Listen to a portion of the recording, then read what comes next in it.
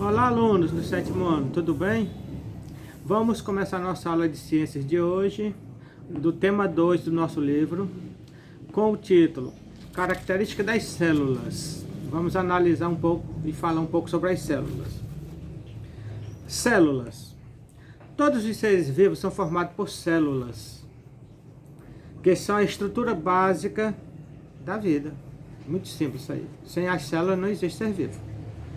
Uma célula apresenta metabolismo, potencial de reprodução e pode interagir com o ambiente. Vocês sabem que o metabolismo é o responsável pelas transformações físicas e químicas do nosso corpo.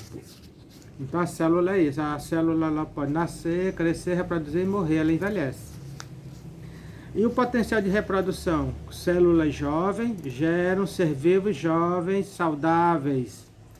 Então nós vamos analisar isso. Interagir com o ambiente pode também se encontrar de forma que possa resistir aos intemperismos da natureza. Então podemos classificar as células como unidade básica da vida. É a unidade da vida, não tem como.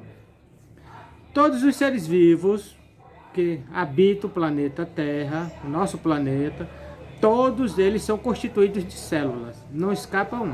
É importante nós analisarmos isso. A Terra é habitada por uma grande diversidade de seres vivos.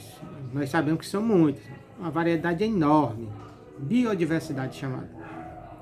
Desde seres microscópicos, aqueles que nós não podemos ver, tem um aparelho especial para podermos ver, o exemplo das bactérias e os fungos, até seres muito grandes, enormes, gigantes, como é um tipo de árvore da América do Norte, chamada de sequoia, os carvalhos, são enormes, são plantas centenárias, tem planta que chega a 60 metros de altura, tão grande que ela é.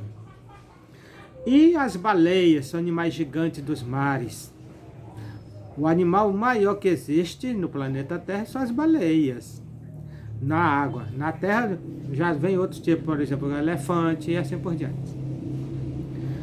Então todos eles possuem em comum uma unidade básica da vida, o que é? É a célula. O fato deles serem constituídos de células, lógico. O ser microscópico, até os grandes seres que habitam a Terra, todos têm células. Aí depende da quantidade de células em cada ser vivo. Os vírus, pessoal, não são formados por células.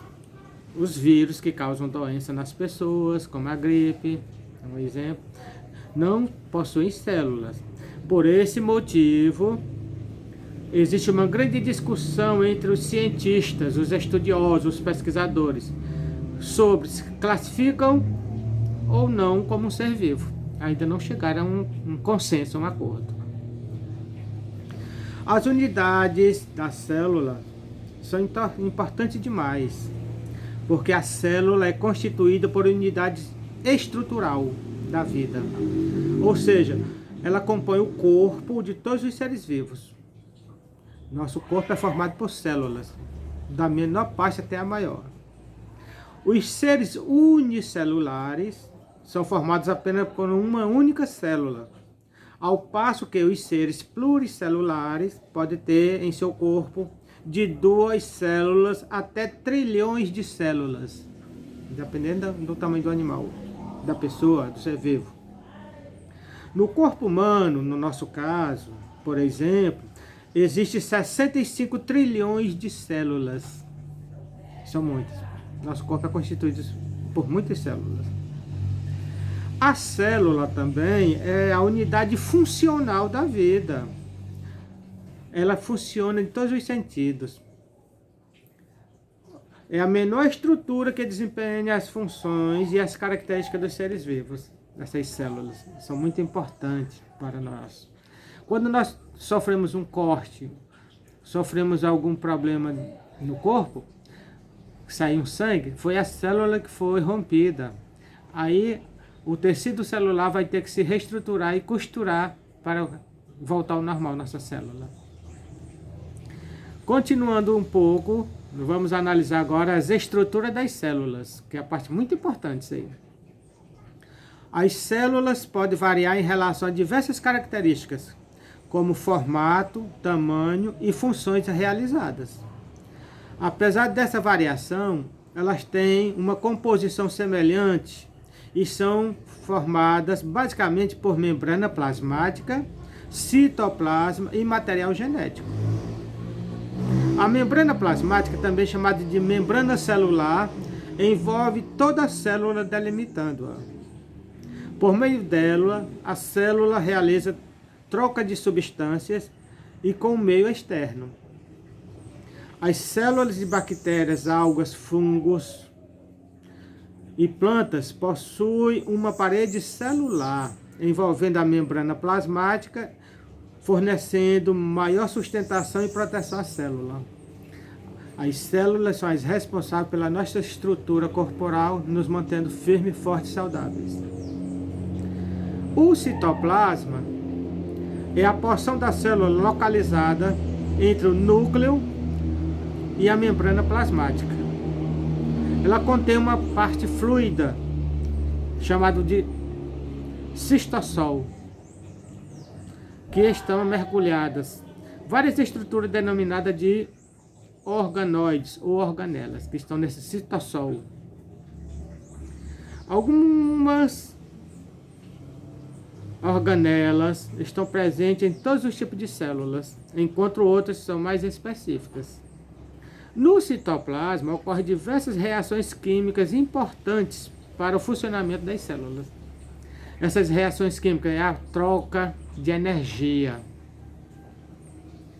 O material hereditário, chamado de material genético, que contém as instruções necessárias para as manifestações das características transmitidas de geração para geração de um ser vivo, incluindo a produção de proteínas, molécula responsável por muitas atividades celulares. O material genético é transmitido por meio da reprodução. É uma parte muito importante da ciência quando se estuda. Ela é separada, chamada de genética. É a reprodução dos seres vivos. Aí nós vamos ver todo aquele processo de reprodução assexuada, reprodução sexuada, e vamos ver todo um processo do desenvolvimento do ser vivo. Essas são as etapas. Então é importante nós conhecermos essas situações que a célula está estruturada. Só relembrando, a estrutura da célula é a membrana plasmática, o citoplasma e o material genético. A estrutura muito importante nesse caso, nós podemos ver que a membrana plasmática é a chamada de parede celular. O citoplasma é o centro da célula, onde existem as organelas ou organoides que estão mergulhadas no citossol, que é um líquido, para que elas não morram, elas precisam sempre de líquido.